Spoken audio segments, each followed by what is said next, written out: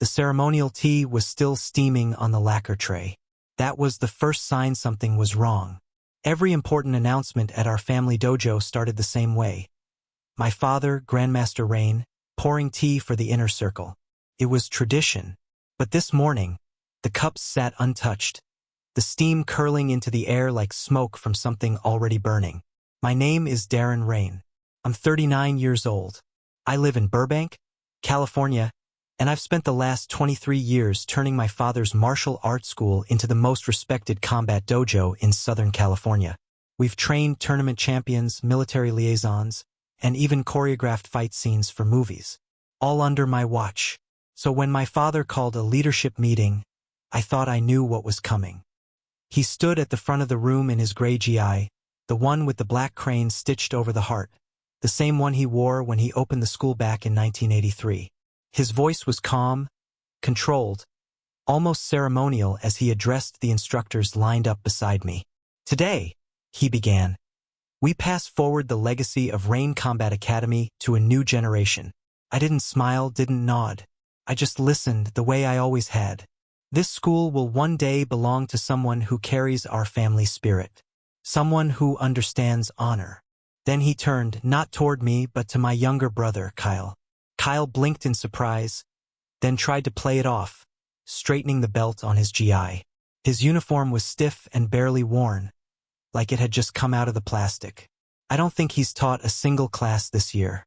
Our new successor, my father said, will be Kyle Rain. The room didn't erupt. There was no applause, just silence. I didn't move. I didn't speak. I looked at the tea again, still untouched. Kyle took a hesitant step forward. I'm honored, truly. His voice cracked. He looked around the room like he wasn't sure whether to smile or bow. I think even he was shocked. I stood, not because I had anything to say, just because I knew if I stayed in that room a second longer, I might say something I couldn't take back. My father finally looked at me. He didn't say thank you, didn't say sorry, just offered a slight nod, like I'd finished a shift. I turned to Kyle and extended my hand. Congratulations, little brother. He took it, eyes wary. My grip was firm. Too firm, maybe, but my face didn't give anything away. And then I left. Walked past the ranks of instructors who wouldn't meet my eyes. Past the framed photo of my father shaking hands with a U.S. senator. Past the wall of trophies, 24 of them. 19 had my name on the plaques. I paused at that wall for one last look. Then I walked out, the door swinging shut behind me. I didn't slam it. I didn't say a word. But something had broken, and we all felt it. I didn't go to the gym. Didn't stop for lunch. I just drove home, parked in the garage, and sat in the car for a minute with the engine off, listening to the tick of cooling metal. No calls from my father. No texts from Kyle. Just silence. Inside, the house felt too neat, too clean for the way my thoughts were twisting. I didn't throw anything. Didn't scream or punch the wall. I microwaved the leftover dumplings from Tuesday night, cracked open a bottle of plum sake, and changed into an old hoodie and sweats. The kind of clothes I used to wear before the rain crest meant anything to me. I sat on the couch, dumplings on one side, sake on the other, and opened the job networking app on my phone. My bio still read Director, Rain Combat Academy, 2002 to present. I stared at it for a long minute, then tapped Edit. Changed it to Open to New Challenges. No fanfare, no announcement, just a small shift in visibility, and that was all it took. Within 40 minutes, the messages started coming in. One was from the Western Dojo Coalition, asking if I'd consider overseeing their international training programs. Another came from a private MMA academy in Arizona. Full autonomy, full salary. We'd build a wing in your name. The message read. Even got a note from Silas Boone. Hadn't talked to him in almost a decade. He runs a foundation out in Colorado for elite-level fighters transitioning into coaching. I heard, was all his message said. If you want to build something that actually lasts, call me. I sipped my sake slowly.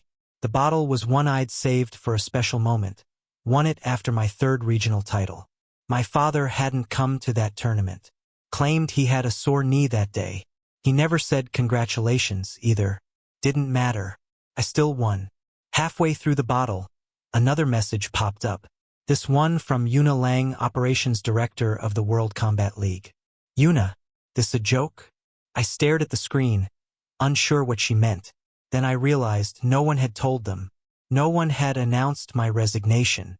No statement from the academy. No mention on the site. Not even an internal memo. My father had passed the torch in silence, like he was changing the batteries in a remote. Like I'd never been there. I typed back. Darren. Not a joke. I'm out. Her reply came 10 seconds later. Yuna. Jesus. We need to talk. Tomorrow? I took another long sip.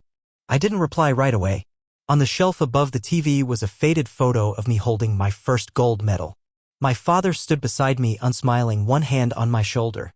The caption on the dojo's site back then said, "Our proud legacy begins here." I didn't feel proud. Not anymore. But I wasn't angry either. Not yet. I felt clean.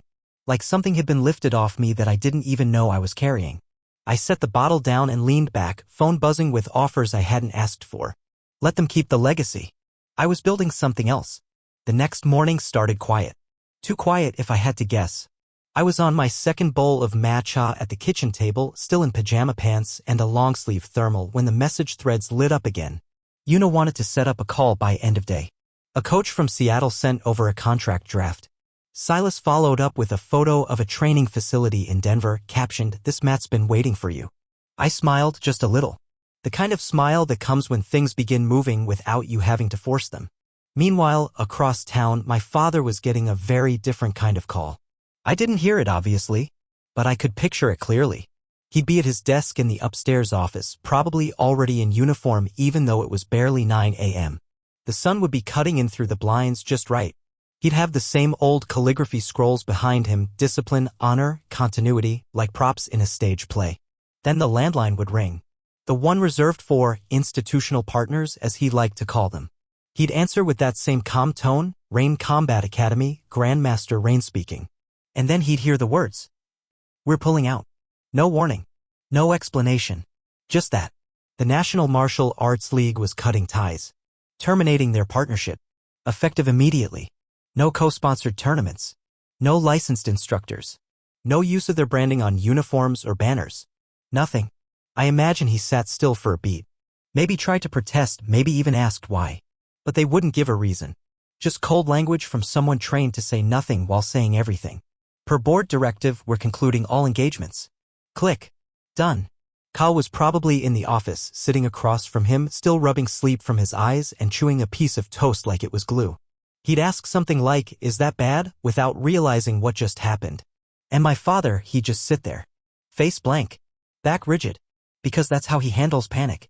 By freezing. They never saw it coming. And yet, they should have. I took another sip of matcha and replied to Yuna's message. "Darren.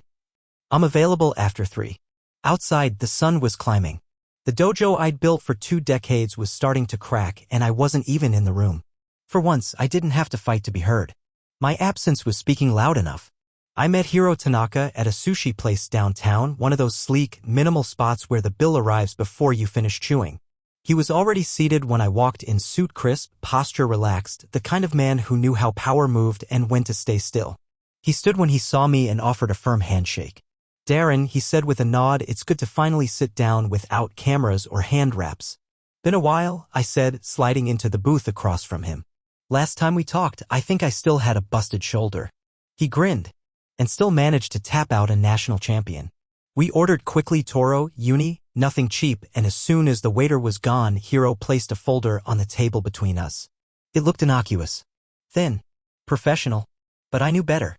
"This is not a courtesy meeting," he said. "This is an offer." I didn't touch the folder. Just raised an eyebrow. "An offer for what, exactly?" He leaned forward, folding his hands. "We want you to open a new institute. Fully funded. Full creative control. We'll give you the space, the gear, the team, and we'll stay out of the way." That made me pause. Hiro watched me carefully. "You've been the quiet backbone of Rain Academy for over 20 years. The industry knows it. Your father didn't just lose a partner when he pushed you aside. He lost his credibility." I kept my face neutral. "This about sending a message?" "No," he said. This is about building something that actually works. We're done betting on legacy names that can't deliver. We want results. We want structure. And we want integrity. I finally opened the folder. Inside, projected budget, facility mock-ups, a provisional license from the Eastern Combat League already signed. There was even a list of recommended staff, some of them instructors I'd trained myself. You've already started recruiting, I said quietly. Hiro smiled. Let's just say others are already moving your way. I looked up. And what happens to Rain Academy when this launches? He didn't blink. That's not our concern. They're a name, not a standard. You were the standard. That silence sat heavy for a moment. Then Hiro leaned back. I'm giving you 1 week. Take your time. Talk to your people. If you accept, we break ground next quarter. He slid his business card across the table, though he knew I already had his number. I'll think about it, I said. He nodded once. That's all I ask. As we stood to leave, he offered one last handshake. This isn't about revenge, Darren. It's about foundation. Yours was stolen. Time to pour a better one. Back in my car, I sat with the folder on my lap. Offers like that don't land twice. And for the first time in weeks, I realized something. I wasn't lost. I was free. The lawyer Hiro recommended didn't look like a lawyer. She looked like someone you'd underestimate at a PTA meeting and regret it by dessert. Her name was Ava Cho, calm voice, clean blazer, and an iPad that never left her hand. She didn't waste time with small talk. Tell me what you need, she said, eyes already scanning a file I hadn't seen her open. I need to know if I'm bound to Rain Academy, I said. If I'm going to start my own institute, I want to make sure they can't sue me for breathing. She nodded without looking up. Employment contract? I slid a printed copy across the table. She swiped it with 2 fingers and started reading, eyes flicking left to right like a metronome on caffeine. After 4 minutes, she set her tablet down. You're clean, she said. There's no non-compete clause, no IP restrictions. The only language close to limiting is the licensing agreement for instructor curriculum, which was never properly filed with the state registrar. I blinked. You're sure? She gave me a look that made me feel like I'd asked if water was wet. Not only are you free, she said, tapping her screen, they're open to litigation if they try to claim otherwise. For the first time in days, I exhaled. Anything else I should be aware of? I asked. Ava gave a small nod and turned the screen toward me. You tell me. It was a scan document. One I recognized instantly, a formal approval for a license transfer to an affiliate dojo in San Diego. The signature at the bottom was mine. Except I never signed it. My heart stuttered. Where did you get this? She tapped the top corner. Pulled from the California Martial Arts Registry database. It's public record. I leaned closer. The signature looked close enough to pass, especially to someone outside the family.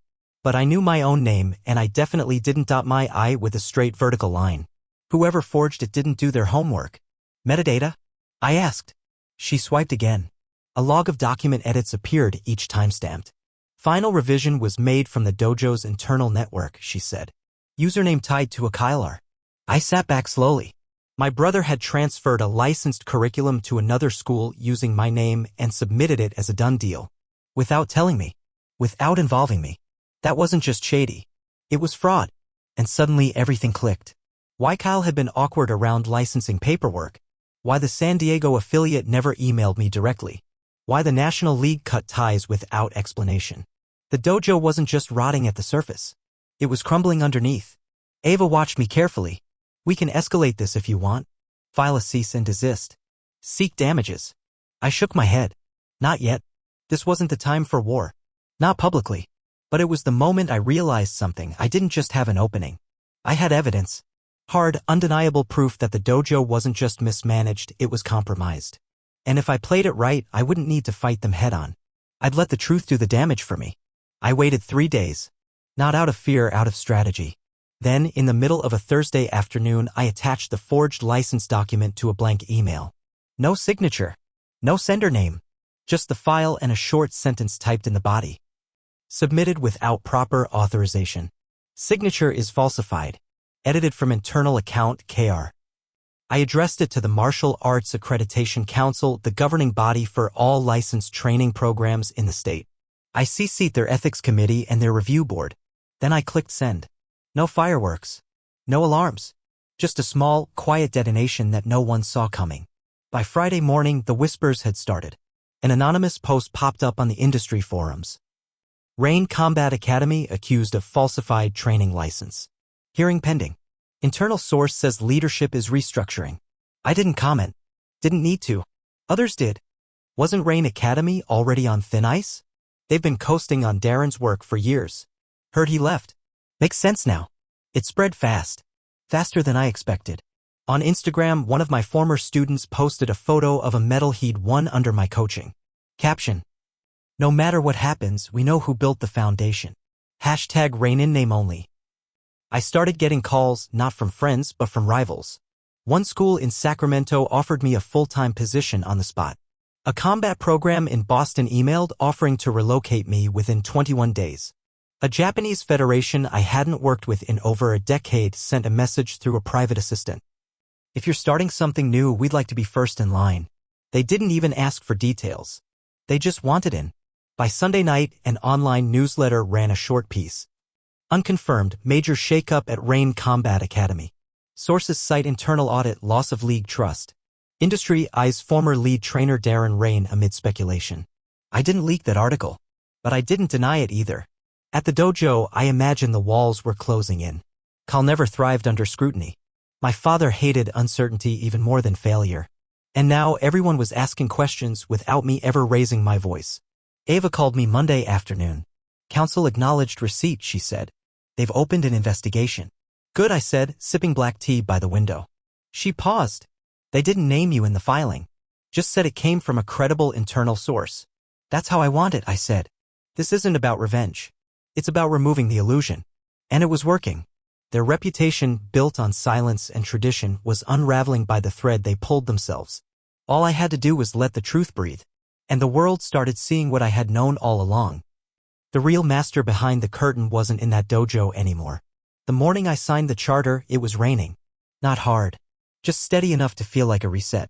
The city smelled like wet concrete and distant jasmine as I stepped into the conference room overlooking the new facility site, a converted warehouse with floor-to-ceiling windows and enough space to run full-contact drills without anyone bumping elbows. Hiro sat at the head of the table, flanked by 2 league advisors and a notary. I took the seat across from him, rolled up my sleeves, and signed my name, Darren M. Rain, founder and director, Rain Institute of Combat. The moment the pen left the page, I felt something settle in my chest. Not fire. Not relief. Just clarity. By end of week, the league released the official announcement. The headlines followed fast. Former Rain Academy head opens Elite Institute with full league backing. New challenger in martial arts education, Rain Institute promises integrity over legacy. And then came the phone calls. Some were short, old students saying they were ready to follow me wherever I went. Some were long, high-level trainers asking if there was space on the roster.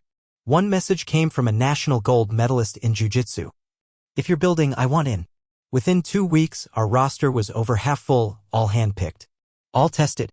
Every single one someone I trusted to teach, to lead, to build something real. I didn't poach anyone. I just left the doors open. People walked through on their own. Meanwhile, back at Rain Combat Academy, the walls were buckling. First, 3 instructors resigned. Quietly. One of them had taught under my father for 15 years. When asked why, he said only it's not the same place anymore. Then 2 of the senior students dropped out of the tournament circuit. Rumors swirled that their rankings had been disputed after the league froze the academy's certification status. And then the big one hit. A mid-tier industry blog published a breakdown titled, Rain Academy's Reputation Under Review. Where did it all go wrong? It wasn't flattering. It referenced the council investigation. The anonymous leak. The strange silence from leadership. One line stood out. As one anonymous insider put it, the person who built the machine isn't the one driving it anymore, and it shows. I didn't write that line, but I kept the article. At the dojo, Kyle issued a press release, stiff, forgettable. My father was spotted making phone calls to former allies, trying to secure support for an open sparring demonstration, but no one wanted to sponsor it. The industry had moved on. Or more accurately, it had followed. The day the first shipment of mats arrived at our new facility, I stood by the loading bay, watching volunteers, students, instructors, league staff unload each crate like it was sacred. This wasn't revenge. This was replacement. And it was already working. We didn't just open a school. We opened a future. And while my old dojo fumbled press releases and quiet apologies, we were building something the league couldn't wait to spotlight. Reputation can't be inherited. It has to be earned every day, every match, every student. They had the name. but I had everything else. The National Combat Arts Symposium was held at a luxury convention center in Santa Clara. 3 full days of panels, demos, awards, and politics dressed in GIs and championship jackets. Every major figure in the martial arts world was there. Some out front, most behind the scenes. And me? I was the closing speaker. I hadn't asked for the spot. The league extended the invitation themselves. Rebuilding from ruin was the theme they gave me. I was told my name wouldn't appear in the printed program until the morning of to avoid preemptive controversy. I didn't mind. Let the crowd find out when I walked on stage. The ballroom was packed. Hundreds of instructors, coaches, athletes, league executives, and media. The Rain Institute banner, navy with a silver mark stitched in, hung in the back of the room. Clean. Unpretentious. I stood backstage, mic clipped to my collar, sipping water as the host warmed up the audience with thank yous and sponsor names. Then came the cue. And now, the host said, our final speaker, someone whose recent work has shifted the conversation about legacy and leadership across the entire industry. Please welcome Darren Rain. I stepped onto the stage to polite applause. I didn't look out at the crowd at first. I looked at the floor, at the smooth black mat beneath my shoes. Then I looked up and saw them. Front row. My father. My brother. Sitting stiff in matching suits, name tags for Lifetime Achievement nominees pinned to their jackets. Kyle wouldn't meet my eyes. My father's expression didn't move. I stepped to the mic and spoke. No legacy is bulletproof, I began. And no title is permanent. We forget that sometimes. Especially when we inherit power instead of earning it. The room stilled. I kept my voice steady, my tone even. There's a difference between carrying tradition and hiding behind it. And when leadership starts to feel like a costume instead of a calling, it's time to check who's really in charge. I paused. Let the words hang. I'm not here to name names. I don't need to, because most of you already know. A few heads turned, but no one looked away. I'm here to talk about invisible labor, the hours people put in without credit. The instructors who clean the mats after class.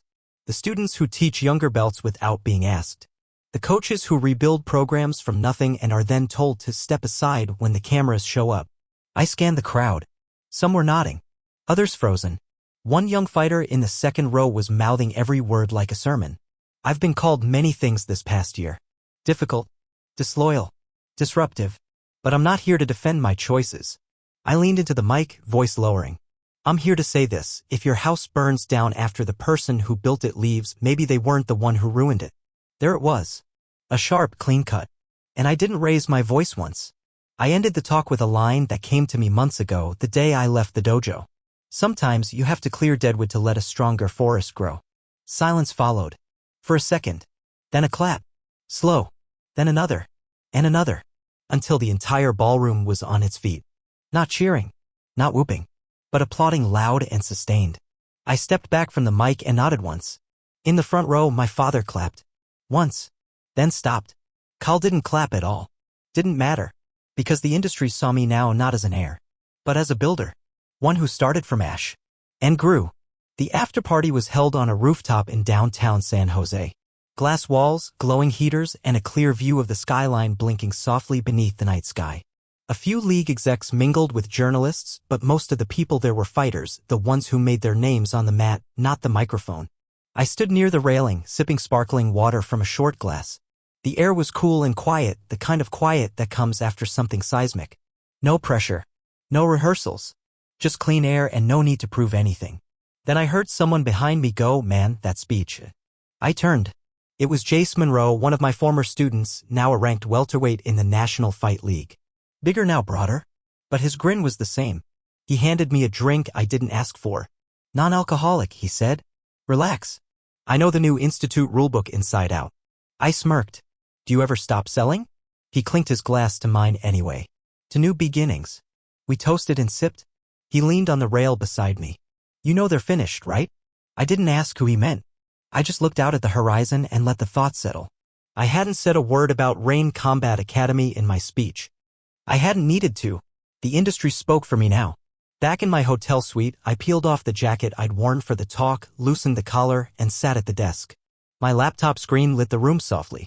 Waiting in my inbox was the Q3 performance report from the Rain Institute's operations lead. I opened it. Student enrollment, up by 147%. Tournament placements, 21 gold, 15 silver, 8 bronze. Social engagement, tripled. League compliance, perfect. Feedback from parents and students, off the charts. I scrolled through the charts and graphs. It wasn't just momentum. It was dominance. Attached was a comparative report. Rain Combat Academy. Enrollment down 36%. 2 senior instructors left. League accreditation status, pending further review. I clicked forward. Addressed it to grandmaster@rainacademy.org, my father's old email. Subject line: Discipline breeds results. I didn't write anything else. Just hit send. No anger. No spite. Just numbers. Just facts. I closed the laptop and leaned back in the chair, letting the silence fill the room. I wasn't shaking. I wasn't smiling. Just still. It didn't feel like a victory parade. It felt like what happens when you clean house. When you gut the rot and rebuild. They had their legacy. Now I had my future. And it was already running laps around theirs.